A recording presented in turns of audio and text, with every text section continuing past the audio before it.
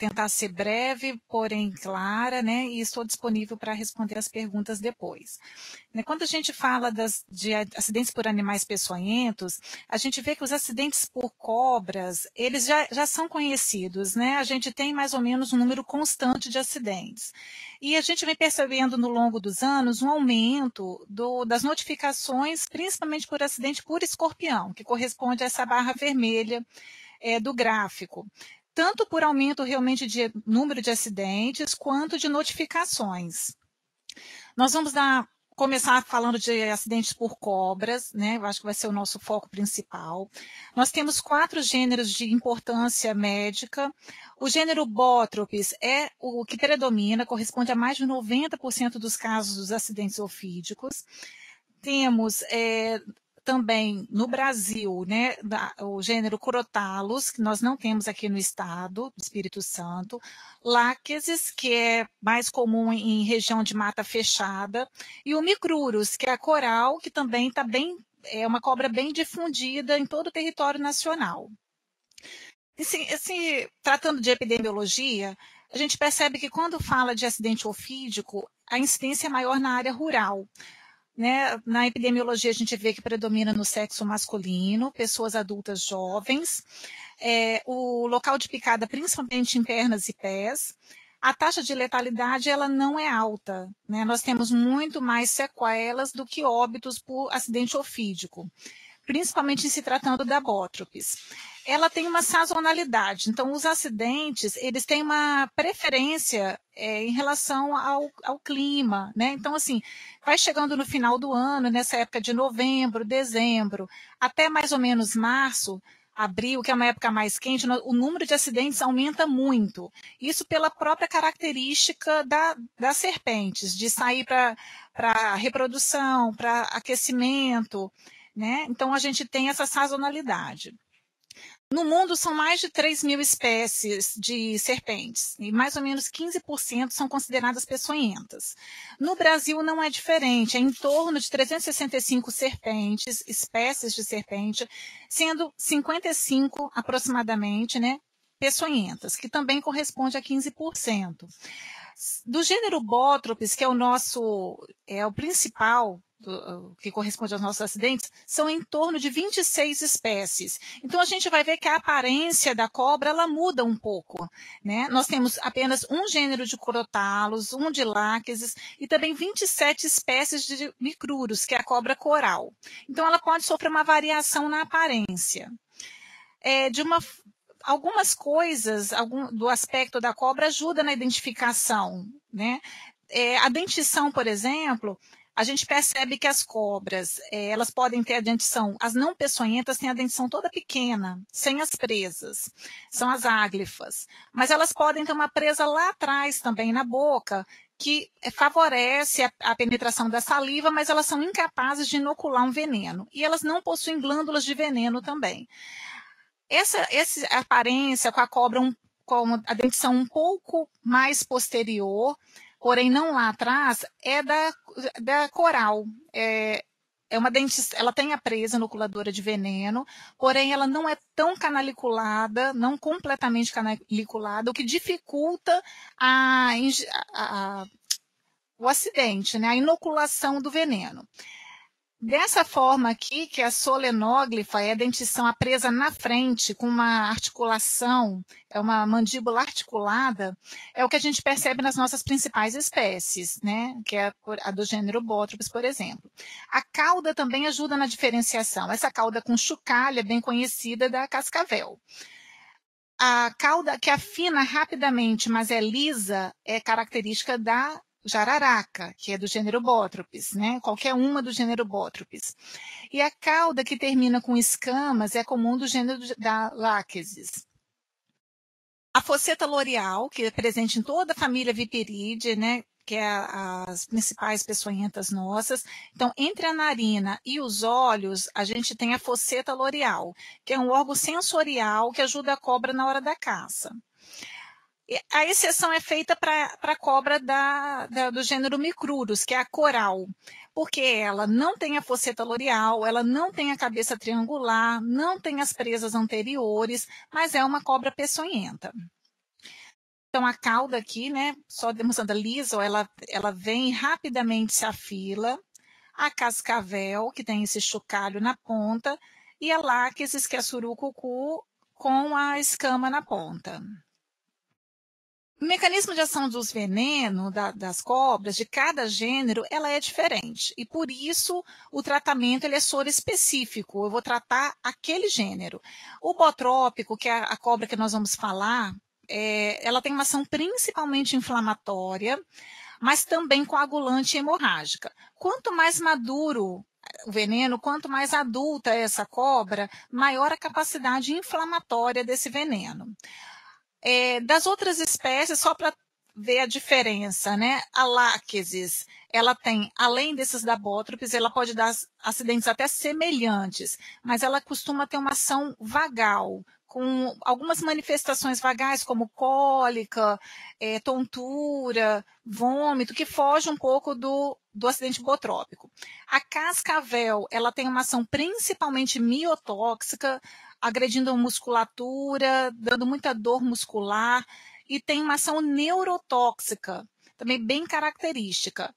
E a coral, que é uma outra cobra que a gente tem bastante aqui no estado, mas não temos tantos acidentes, tem uma ação apenas neurotóxica. Ela não altera a coagulação, ela não faz reação inflamatória local.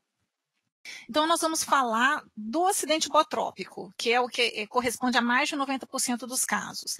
Se a gente observar, como são em torno de 26, 27 espécies, a gente vê que o couro da cobra ele vai se diferenciar um pouco. Mas, assim, como regra, ele tem um desenho bem definido, são desenhos que se repetem, que pode ser em V, ou como o pessoal falava, né, com aspecto de telefone. Essa aqui é a jararaca e a jararacuçu são as duas espécies mais frequentes aqui no estado.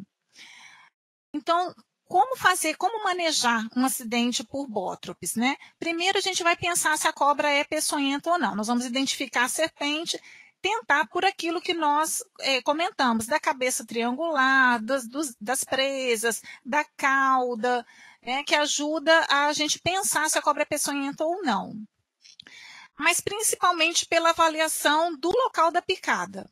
Então, como a ação do veneno ela é principalmente inflamatória, a gente vai ter edema, vermelhidão, bolhas, pode ter sangramento no local da picada.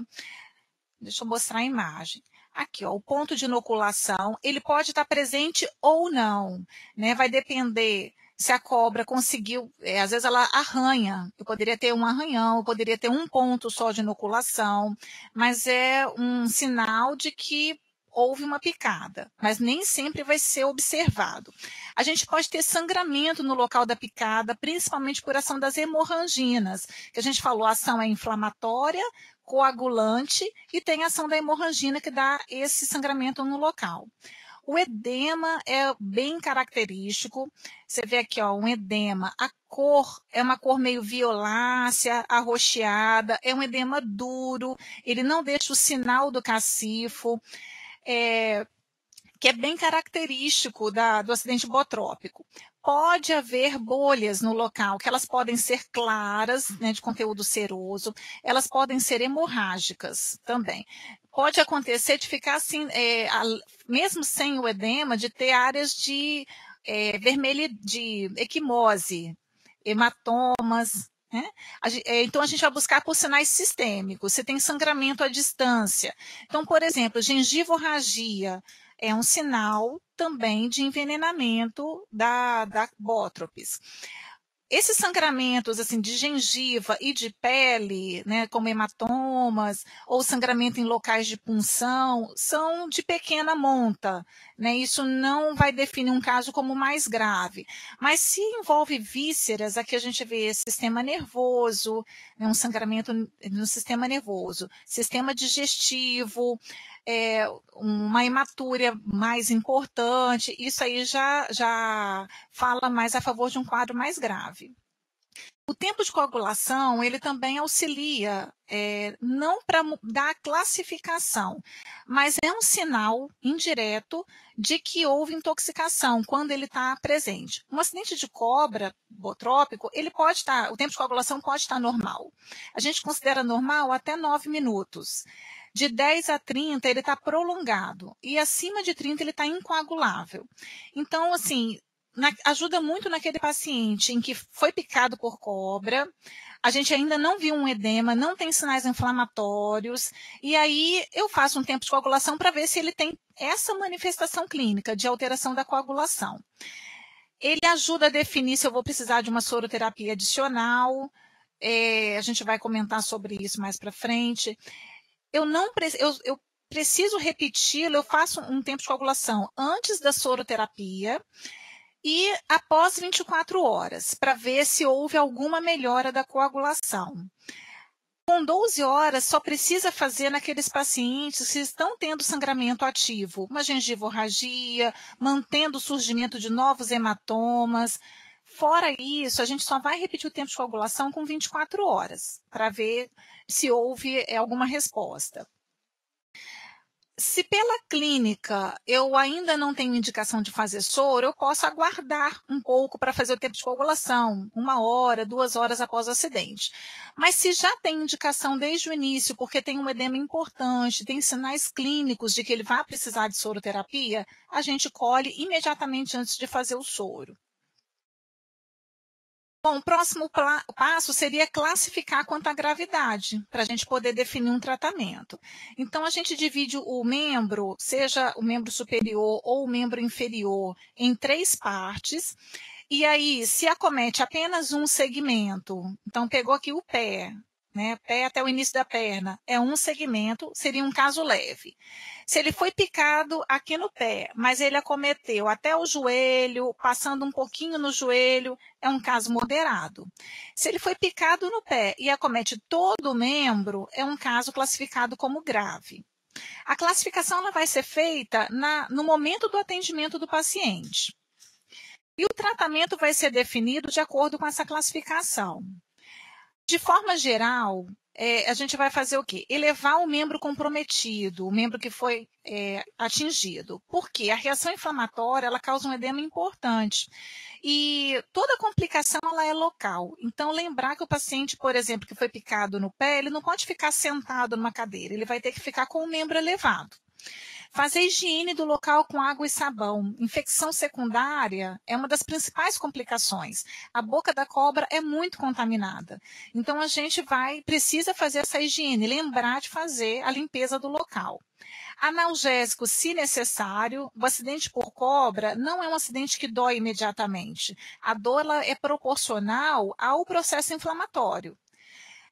Então, se for necessário, a gente faz. Hidratação é uma medida importante, né? Então, a partir do momento em que eu vou fazer a soroterapia, eu devo manter esse paciente bem hidratado, para evitar complicações como insuficiência renal.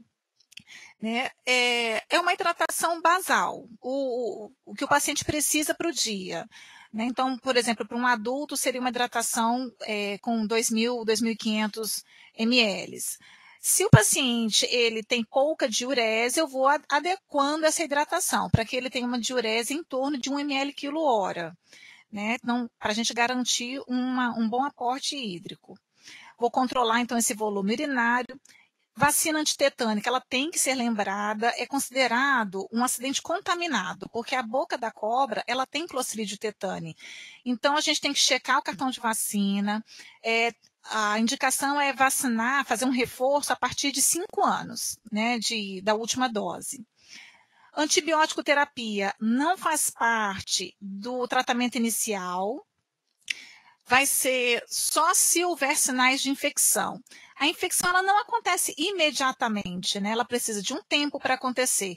Então, a gente só pensaria nisso a partir do 2º, 3º dia, se houver sinais de infecção.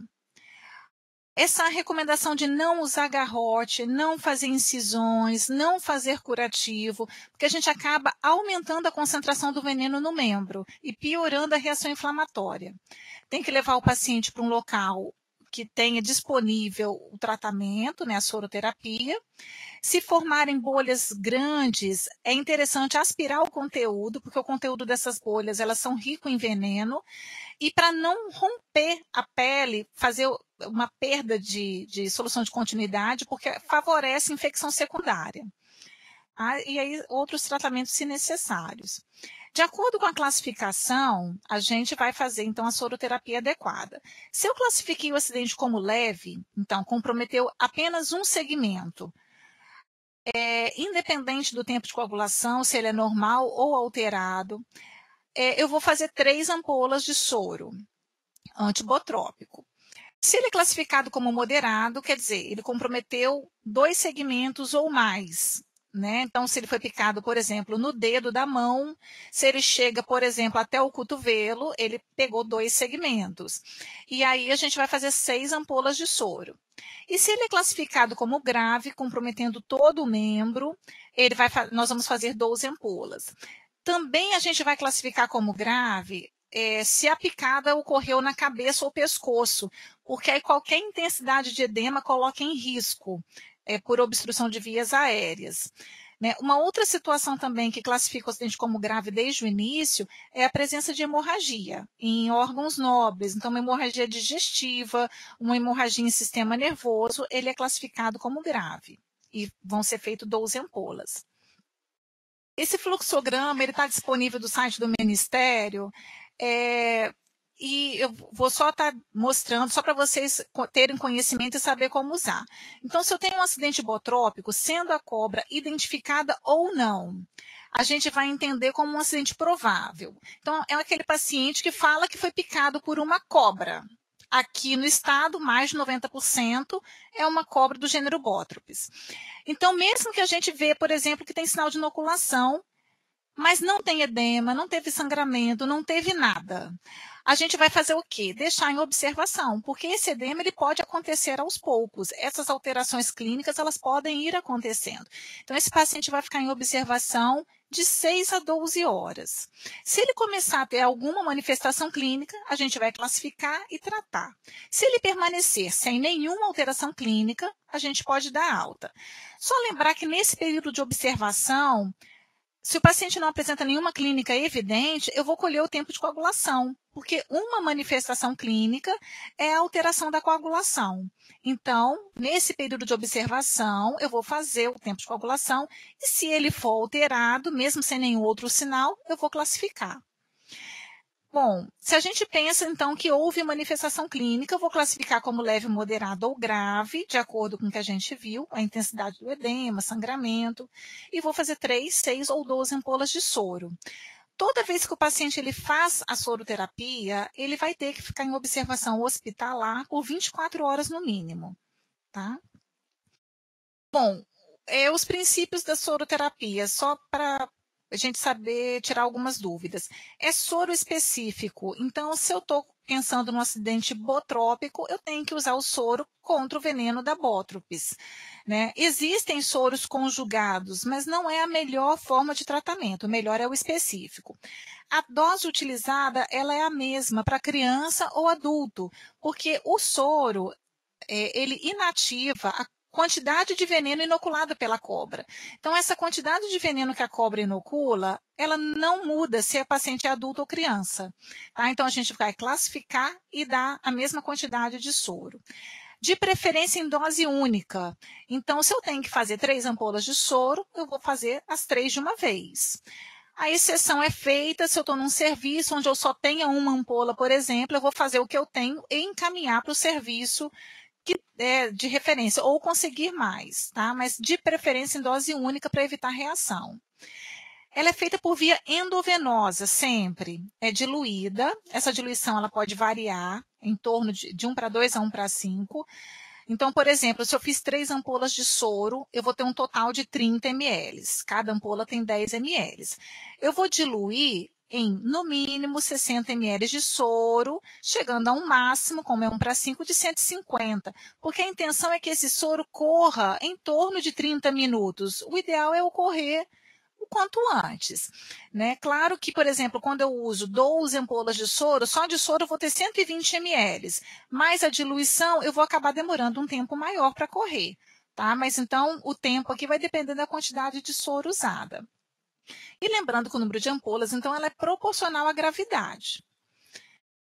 Pode ter reações? Pode. É um soro heterólogo e a gente tem risco. É por isso que a soroterapia ela não é feita em ambiente fora do hospital, né? Mas não é frequente, mas é importante que a gente reconheça. Então, vai depender de vários fatores, tanto do tipo de soro, da dose, da velocidade de infusão, se o paciente já recebeu soroterapia antes, que ele tem um risco maior de fazer reação. E quais seriam as manifestações? Manifestações de pele com prurido, urticária, vermelhidão. Posso ter reações gastrointestinais com cólica, diarreia, vômito. Manifestações respiratórias, né, que seria o quê? Um broncoespasmo, um estridor, edema de glote. E até manifestações cardiovasculares, né, que é o choque, hipotensão. Bom, se isso existe uma preconização do Ministério de que se faça a pré-medicação, né? Então, o que acontece? Há um tempo atrás, há bastante tempo, era feito desensibilização. A gente não faz isso há muito tempo, né? A diluição também ajuda na diminuição das reações, que a gente já colocou que seria mais ou menos de 1:2 a 1:5. E tem a pré-medicação. Eu fazendo a pré-medicação com um corticoide antihistamínico é uma forma preconizada de tentar prevenir a reação, mas não quer dizer que o paciente não vá ter reação. Por isso que, independente, a soroterapia ela deve ser feita a nível hospitalar. Para pré-medicação, a gente usa a hidrocortisona, numa dose de 10 miligramas por quilo para a criança, podendo chegar a 500, até 1 grama, mas geralmente para pré-medicação poderia ser feita até 500. A prometazina, né, que é o Fenergan, a gente faz até 25 miligramas, que seria meia ampola, e a ranitidina, a gente faz até 100 miligramas. Tudo endovenoso, em torno de 20 minutos antes de correr a soroterapia. Se aconteceu a reação, que a reação precoce ao soro, ela é muito comum nas primeiras horas. Então, ela pode começar.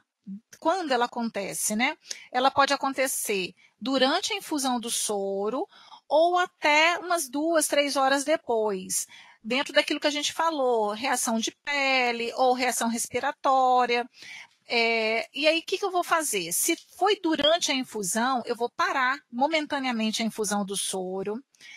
Vou fazer o tratamento necessário. Então, se o paciente, por exemplo, ele está com broncoespasmo, começou com uma crise de asma, como se fosse uma crise de asma, eu vou fazer broncodilatador. Se ele fez hipotensão, eu vou fazer soro fisiológico, avaliar drogas. Ele fez um edema de glote, eu posso fazer adrenalina, hidrocortisona. Então, eu vou tratar a reação. Passando, eu vou continuar a soroterapia, porque a gente entende de que essa é uma medida importante para o tratamento do paciente. Então, uma vez resolvida aquela reação precoce, eu posso diluir um pouco mais o soro e posso infundir de forma mais lenta. Tem também as reações tardias ao soro. E seria o quê? Elas acontecem em torno de 5 a 24 dias após a infusão do soro específico, isso com qualquer soro, né? E aí o paciente começa a ter queixa de febre, dor nas articulações, gânglios, urticária, pode ter perda de proteína pela urina. Então, se ele tem uma história de ter sofrido o acidente, de ter recebido soroterapia, a gente deve pensar nessa possibilidade. E aí o tratamento vai ser com corticoide, numa dose máxima de 60 miligramas por dia, de 5 a 7 dias. Com as complicações, as mais frequentes são realmente as infecções. Por isso que é importante, como medida inicial de tratamento, a gente fazer a limpeza do local com água e sabão, né? Mas mesmo assim elas podem acontecer. Como eu tinha dito, elas não acontecem imediatamente, elas demoram de 2 a 3 dias, né? E a gente percebe como? É um paciente que já estava melhorando do quadro inflamatório, o quadro de edema, e de repente ele começa a apresentar muita dor, o local começa a ficar inchado novamente, ele pode apresentar febre ou não, e aí eu tenho que pensar que pode estar tendo uma complicação. Tá? Então, se a gente detectar que houve sim uma infecção secundária, eu vou ter que aí sim fazer um antibiótico. Só lembrando uma coisa assim, que de vez em quando a gente pega como inadequado, é a escolha do antibiótico. Porque se eu tenho um abscesso, uma celulite, eu vou cobrir germes de pele, né? Isso no normal. E aí a gente faz uma medicação tipo cefalexina, oxa.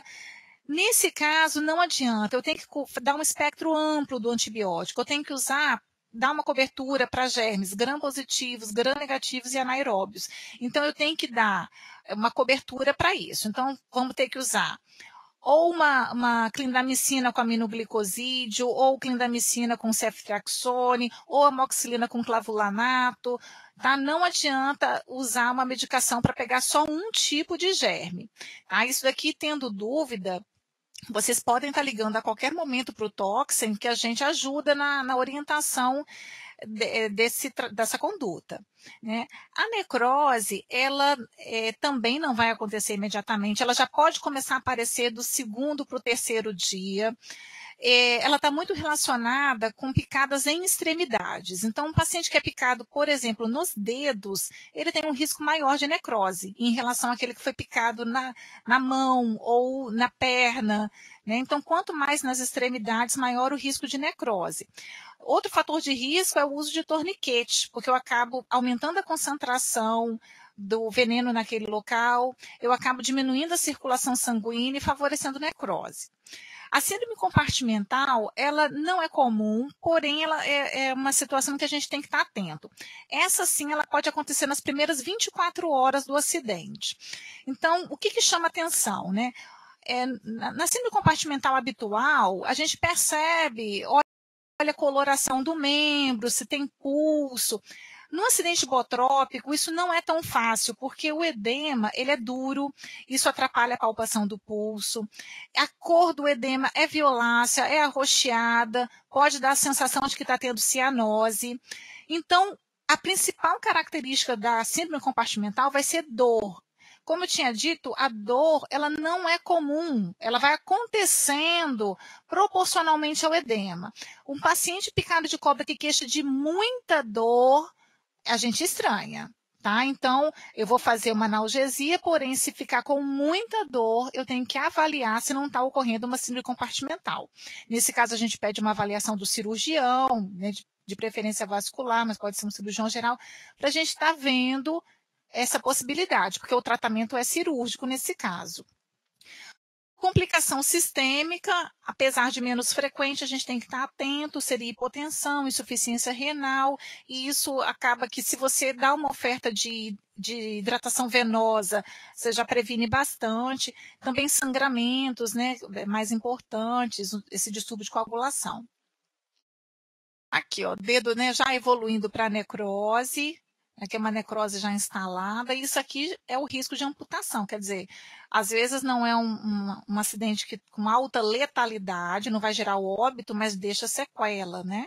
Aqui é infecção, né, secundária. Isso aqui foi um paciente que teve síndrome compartimental e teve que fazer a fasciotomia, como eu disse, o tratamento ele é cirúrgico nesses casos. Os fatores de risco para complicação, esse aqui é o torniquete, né? Então não deve ser feito. A gente acaba aumentando a concentração do veneno nessa região. Essas incisões, né, existe assim, uma cultura, às vezes, de que eu vou fazer a sangria, tirar o veneno, não adianta, eu aumento muito o risco de infecção, né?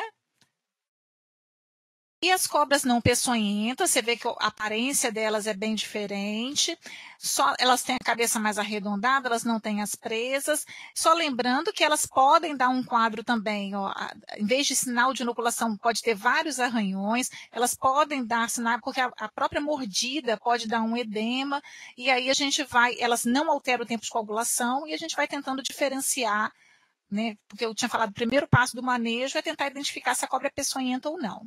E lembrar de fazer a notificação ao sinal. Tá?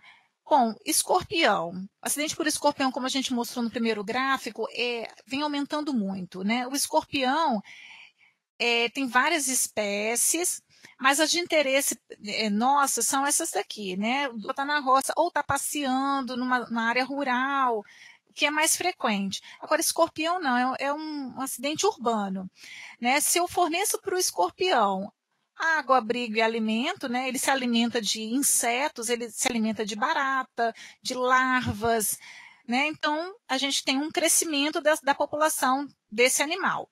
Então, materiais empilhados, né?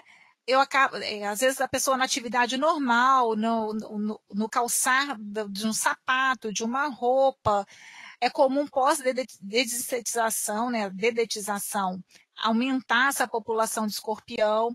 Então, esse daqui é um animal fácil da gente achar no nosso dia a dia. Então, uma forma de prevenir acidentes.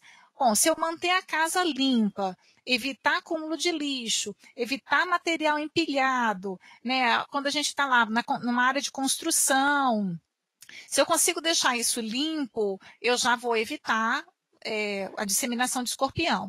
Tampar buracos, frestas, janelas, portas, para que o escorpião não entre dentro de casa. Sacudir as roupas antes de vestir, olhar o sapato, ver se tem alguma coisa lá dentro, né? Verificar a roupa de cama antes de deitar, porque parece que não, mas é como acontecem esses acidentes, né? Hoje a gente teve um caso, antes de eu vir para cá, dentro de casa, a pessoa estava em casa e foi picada por escorpião na cama, né? Então, assim, uma forma de prevenir é o cuidado da higienização de entulhos. E tem os predadores naturais, né? Isso aí já seria para quem poderia ter em casa, mas as galinhas, por exemplo, elas comem escorpião. O mecanismo de ação do escorpião, ele é bem diferente, né? Ele acaba ativando os canais de sódio, eles despolarizam as membranas nervosas e eles vão ter uma ação quase que imediata, né? Então, eles vão atuar em placas sensitivas e motoras, né, com liberação do sistema nervoso autônomo, com estímulo simpático e parasimpático. Então, o quadro clínico ele vai ser bem intenso. A maioria dos casos, que a gente vê aqui, 97%, vão ser leves. Isso quer dizer que a maioria não vai precisar de soroterapia. Então, nesse caso, qual é a manifestação clínica? Dor que pode ser intensa, né? Ela pode vir acompanhada de sudorese no local da picada, e se houver edema, é um edema bem discreto, né? Muito frequente não se identificar o local da picada, não saber nem onde que foi, só pela dor. Então não consegue ver um sinal de inoculação como a cobra deixa.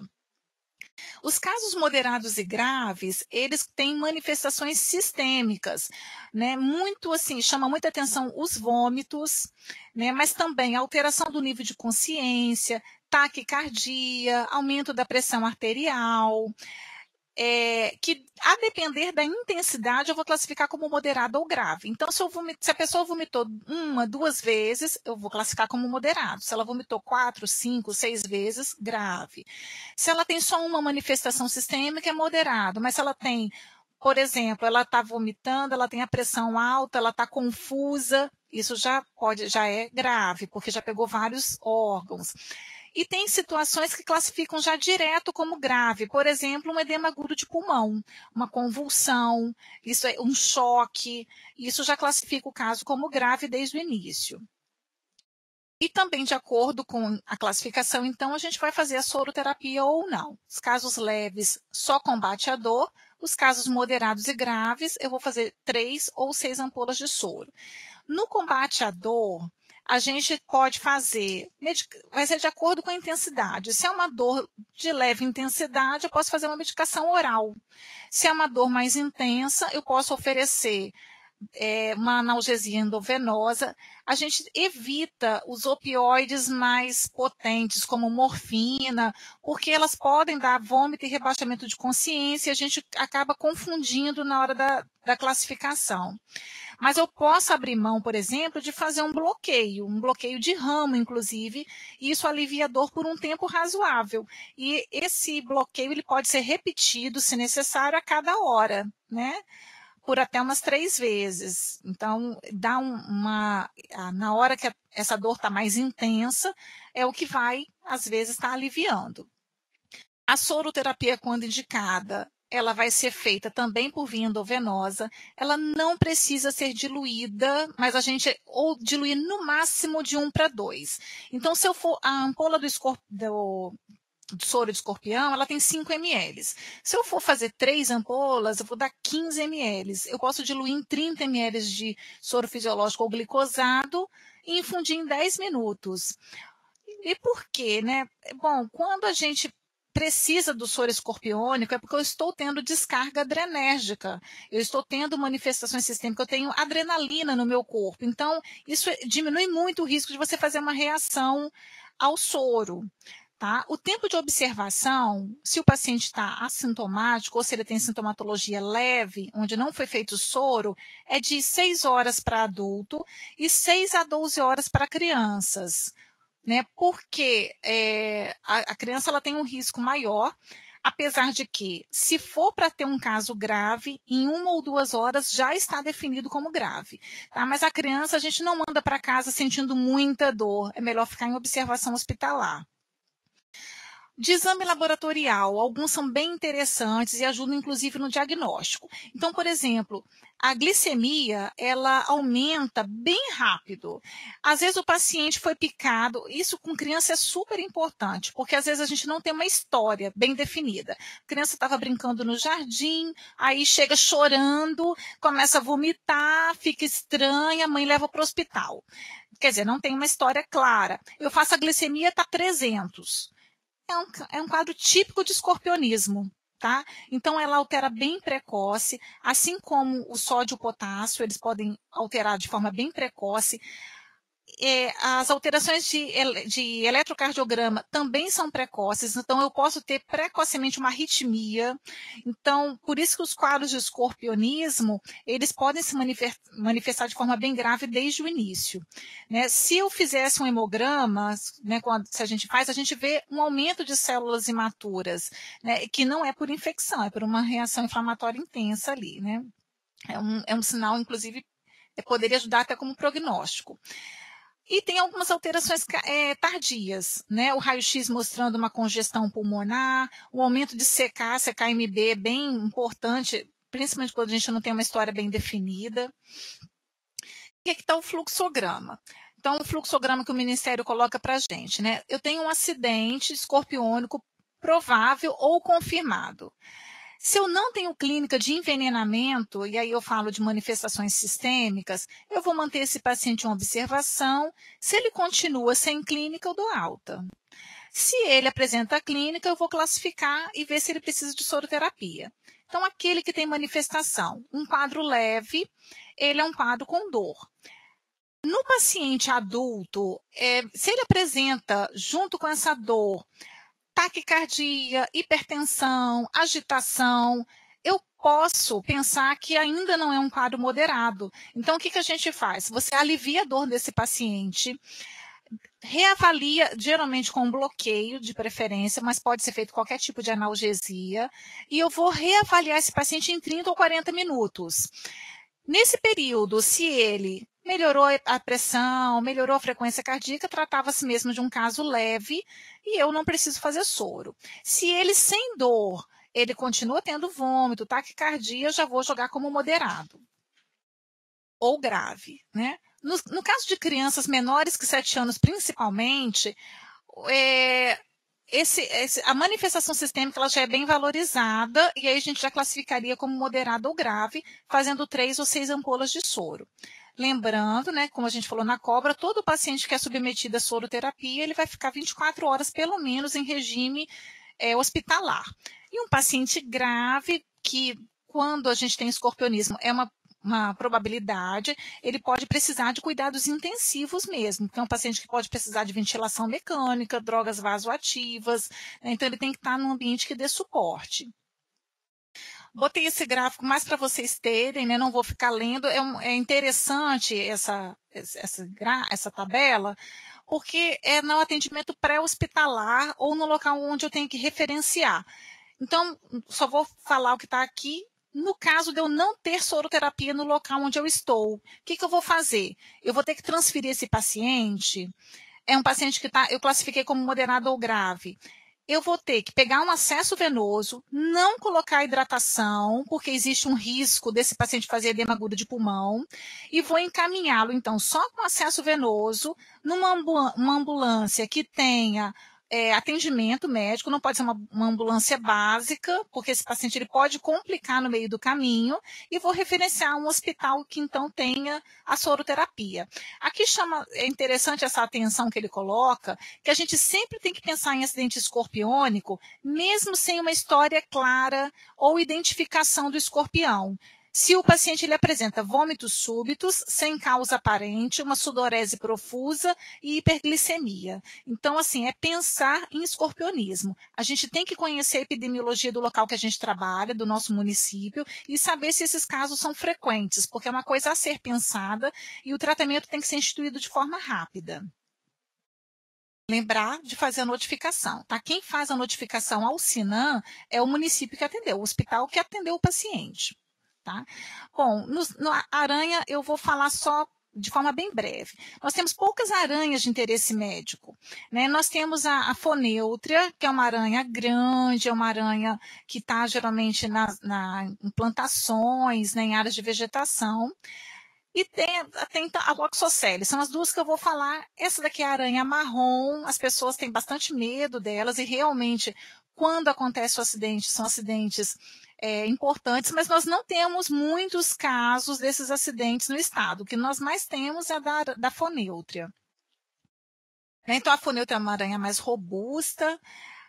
Vou usar o fluxograma do Ministério, né? Eu posso ter uma aranha identificada ou não, né? E aí eu penso que ela poderia ser fonêutria. Por que eu penso, né? Pelo tipo, é uma aranha grande, eu senti dor na hora, que é uma aranha que na picada dói muito. Então, o que eu vou fazer? Se é um quadro leve, a fonêutra ela tem uma classificação semelhante à do escorpião. Um quadro leve, ele tem basicamente dor. É uma dor que pode ser uma dor irradiada, é uma dor que pode durar 2, 3 dias, pode ter uma sensação de parestesia no local, de dormência, né? E nesse caso eu vou fazer analgesia. E ele vai ser classificado como moderado ou grave se ele apresentar manifestações sistêmicas, assim como no escorpião. Tá? Então, se é um paciente menor que 7 anos, eu valorizo essa clínica moderada desde o início. Se é um paciente maior que 7 anos ou adulto, eu posso aliviar a dor, esperar de 30 a 40 minutos e reavaliar esse paciente.